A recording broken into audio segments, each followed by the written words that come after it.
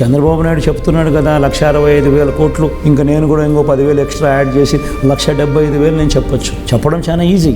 నేను ఆల్రెడీ 59 నెలల్లో చేసిన గవర్నెన్స్ ద్వారా దేవుడి దయతో ఆ క్రెడిబిలిటీ అనేది ఎస్టాబ్లిష్ అయింది. కానీ అబద్ధం చెప్పడం కరెక్ట్ కాదు. చేయగలిగింది చెప్పాలి. రాష్ట్రంలో ఏ మేరకు వనరులు ఉన్నాయి, ఏ మేరకు వెసులుబాటు ఉండేది అనేది నేను మాక్సిమం స్ట్రెచ్ చేస్తే, ఎక్కడ కరప్షన్ లేకుండా చేస్తే, ఎక్కడ లంచాలు వివక్ష లేకుండా డీబీటీ పద్ధతులు మ్యాక్సిమం చేస్తే, మొత్తం బడ్జెట్లో స్ట్రీమ్ లైన్ చేస్తే మనం చేయగలిగేది ఇంతకన్నా ఎక్కువ వెసులుబాటు లేదు. అట్లాంటి దానికి నేను 70 అంటే 1,65,000 అంటే దాని అర్థమైంది ఆయన నేను మోసం చేయబోతున్నాను అని క్లియర్ కట్గా అనౌన్స్ చేస్తా ఉన్నాడు.